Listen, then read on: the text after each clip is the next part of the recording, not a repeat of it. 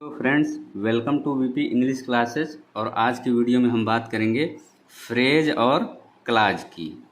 तो फ्रेज और क्लाज क्या होता है, इसी के बारे में आज हम बात करेंगे।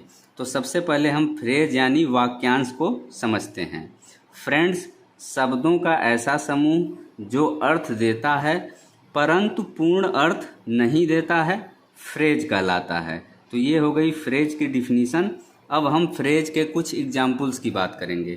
जैसे example number 1, the sun rises in the east, यानी सूरज पूरब में उगता है। तो इस सेंटेंस में जो अंडरलाइन किया हुआ पार्ट है यानी इन द ईस्ट, ये क्या है? फ्रेज है। फ्रेज क्यों है? क्योंकि ये अपने आप में पूर्ण अर्थ नहीं दे रहा है। इन द ईस्ट यानी पूरब में, जो कि एक पूर्ण अर्थ नहीं है, इसलिए इन द ईस्ट यहाँ पे फ्रेज है। इसी तरह से अब हम बात करेंगे एग्जाम्पल नंबर 2 की। They play cricket in the field, यानी वे मैदान में क्रिकेट खेलते हैं। तो इस सेंटेंस में अंडरलाइन किया हुआ पार्ट इन द फील्ड यानी मैदान में, ये पूर्ण अर्थ नहीं दे रहा है, तो इसलिए इन द फील्ड यहाँ पे फ्रेज है। इसी तरह से अब हम बात करेंगे अगले एग्जाम्पल की। तो आइए देखते हैं अगला एग्जाम्पल कौन सा है। Example number 3, I throw stones into the lake, यानी मैं झील में पत्थर फेंकता हूँ।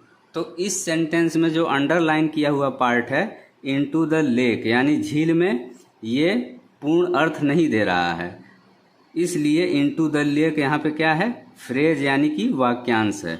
इसी तरह से अब हम बात करेंगे एग्जाम्पल नंबर 4 की। It was a sunset of great beauty. तो यहाँ पे इसका मतलब होगा यह अत्यंत सौंदर्यपूर्ण सूर्यास्त था। तो इस सेंटेंस के अंडरलाइन वाले पार्ट में हम देख रहे हैं of great beauty, of great beauty, यही पार्ट अंडरलाइन है और ये अपने आप में पूर्ण अर्थ नहीं दे रहा है। तो ऑफ ग्रेट ब्यूटी का मतलब होगा अत्यंत सौंदर्यपूर्ण, जो कि अपने आप में पूर्ण अर्थ नहीं है, इसलिए ऑफ ग्रेट ब्यूटी यहाँ पे फ्रेज है। इसी तरह से अब हम बात करेंगे क्लाज की। तो आइए अब हम क्लाज के बारे में जानें। तो सबसे पहले हम क्लाज की डिफिनीशन को जानते हैं। क्लाज यानी कि उपवाक्य। फ्रेंड्स, शब्दों का ऐसा समूह जो किसी वाक्य का अंश हो तथा जिसमें सब्जेक्ट एवं प्रेडिकेट दोनों हों, वो क्या कहलाता है? क्लाज कहलाता है। तो ये हो गई क्लाज की डिफिनीशन। अब हम क्लाज को एग्जाम्पल्स के साथ समझते हैं। तो सबसे पहले example number 1, she has a chain which is made of gold. उसके पास एक चेन है जो सोने की बनी है। तो इस सेंटेंस में जो अंडरलाइन वाला पार्ट है कौन सा? विच इज मेड ऑफ गोल्ड। तो इसमें विच क्या है? सब्जेक्ट है, और is made of gold, is made of gold यहाँ पे क्या है? प्रेडिकेट है। तो इसीलिए ये क्लाज यानी कि उपवाक्य है। इसी तरह से अब हम बात करेंगे एग्जाम्पल नंबर 2 की। We can not go while it is raining. जब तक बारिश हो रही है हम नहीं जा सकते। तो इस सेंटेंस में जो अंडरलाइन वाला पार्ट है वाइल इट इज रेनिंग, तो इसमें हम देख रहे हैं इट क्या है? सब्जेक्ट है, और इसके अलावा अन्य पार्ट क्या है? प्रेडिकेट है। तो इसलिए जो है ये वाला अंडरलाइन वाला पार्ट क्या हो गया? ये अंडरलाइन वाला पार्ट होगा क्लाज यानी कि उपवाक्य। कौन सा part? While it is raining, यही क्लाज है। तो एग्जाम्पल नंबर 3 क्या है? आइए इसके बारे में जानते हैं।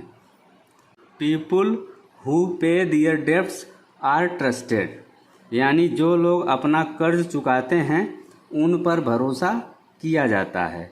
तो इस वाले सेंटेंस में जो अंडरलाइंड पार्ट है कौन सा? हु पे दियर डेब्ट्स। तो इसमें हु क्या है? सब्जेक्ट है।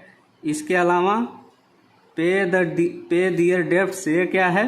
प्रेडिकेट है। तो इसीलिए हु पे दियर डेब्ट्स ये क्या हुआ? ये हुआ क्लाज यानी कि उपवाक्य।